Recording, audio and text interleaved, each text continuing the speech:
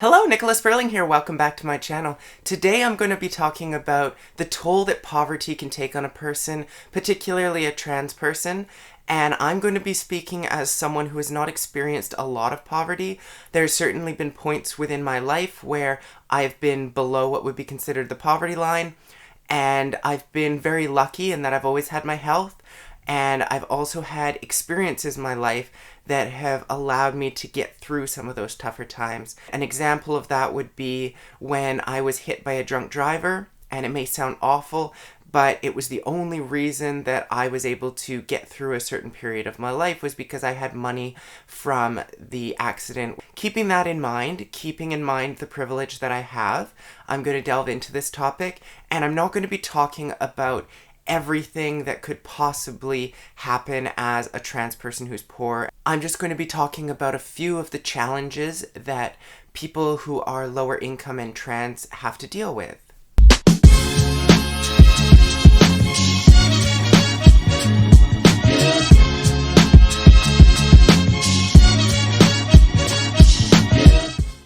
So I mentioned that one of the things that got me through some of my tough periods was having some money that was set aside due to having been hit by a drunk driver. And there was a settlement for my insurance involved there. And that actually helped me to pay for my electrolysis treatments. So I do know what it's like to be faced with having to get some kind of procedure done because I'm trans and worrying about where that money's going to come from. And I was fortunate that that all aligned. And it's really strange to say I'm fortunate that I got hit by a drunk driver, but really that was what I needed in order to pay for my medical expenses. Not everyone is so lucky, and again, it feels really strange to say that, but not everyone has access to money to pay for surgeries, medical care, whatever it might be. And these are the things that I think people take for granted when they're not living in poverty. These are the things that I used to worry about that I still have to continuously remind myself to keep thinking about, because even though it's not as much of an issue for me now, it is still an issue for a lot of people. And I was very fortunate in that I now have a fairly decent job and I have a little bit of financial security. So I have a lot of privilege in that sense, and I need to remind myself that not everyone has that privilege. And I have to think back to those days when I was struggling and think about what it would be like to still be in that position. Because while there's a certain amount of hard work involved in getting yourself out of poverty, there's also a certain amount of luck involved. And I could very easily have continued down my path of working in retail and having trouble getting jobs in construction, and I would not be in the place that I am right now if there wasn't a certain amount of luck involved. So I touched very briefly on some of the things that trans people spend their money on, whether that's medication or surgeries. Those are two of the big pieces when it comes to medically transitioning. And that might look like electrolysis, bottom surgery, top surgery, any number of other trans-related surgeries, or maybe it looks like getting on hormones. So there's a variety of different reasons why you need money in order to transition, and if you don't have that money, you have to decide what is the most important thing to me. And that's a really tough decision to have to make when you're dealing with dysphoria. Everything seems like an incredibly important thing to have to do, and yet you have to be able to prioritize it because not everything has government funding available, and a lot of what's involved in transitioning is not necessarily medical expenses. So even if there were to be funding available, there are still things like having to get a new wardrobe. There are still things like maybe taking speech lessons. There are things like maybe getting a wig. All of these sorts of things that you might not think about that go into transitioning. So much changes when you transition beyond what a cis person looking in from the outside might see happening.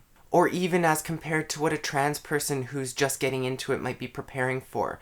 I don't think I had any idea of exactly how difficult, how long the process was going to be, and how costly the process was going to be. And that's not to say that it's not worth it. That's not to discourage you from going through the process, but it's to highlight the issues that are facing trans people, specifically trans people who are lacking the money to be able to pay for a lot of these services. Now, a lack of money has a huge impact, both mentally and physically.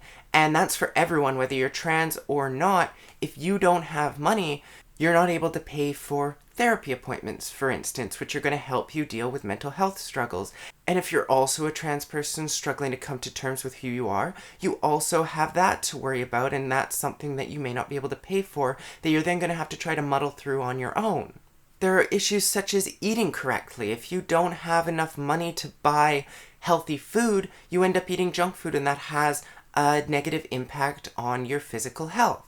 Coming back to what I mentioned before, if you don't have money, you don't have the ability to get the medication that you need, the surgeries that you need, any kind of other medical care that you need. I didn't truly recognize the toll that not having a lot of money was having on my life until I had a little bit more money, until I got hit by that drunk driver. And yet, even with that added money, there's still things that I can't afford to do. I still can't afford to pay for all of the therapy that I would like to. I still can't afford to do a lot of traveling, which is something that can really help with my mental health personally. And with everything that I'm doing in my life as far as volunteering goes and work, I don't have the time to be able to do a lot of things myself, such as repairing my vehicle or my apartment, but at the same time I can't afford to have other people come in to do that work. So that's a huge toll as well, in terms of having to spend even more time taking on tasks like that and risking complete burnout. And the only reason I bring my experiences into the equation with regard to that is because I think it highlights that even as someone who I suppose would be considered lower middle class at this point, I still struggle. So you can only imagine how much more a lower income person is struggling with all of this. This video is not intended to be directed towards low income people. If you're low income, you already know what these struggles are like. I have a little bit, a tiny taste of what that's like, and I know it can be difficult. So this video is really directed at those who don't have a taste of what it's like to live off of very little money.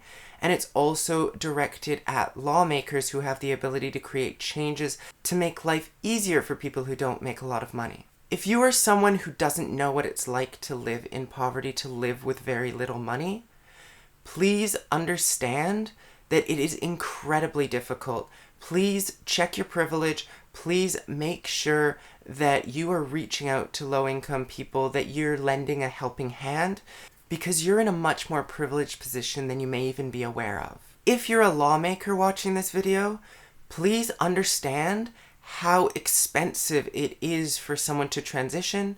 You already know that transition is how we save lives. We already know that the best route forward for a trans person, for most trans people at least, is to transition. This is what therapists are recommending. This is what medical professionals have deemed the appropriate treatment for a trans person. With that in mind, you may say, well, surgery is already covered. And yes, you would be correct. The flight to and from surgery, the aftercare, none of that's covered. Your medication, that's not covered. Various surgeries, many trans-related surgeries that are not bottom surgery are not covered.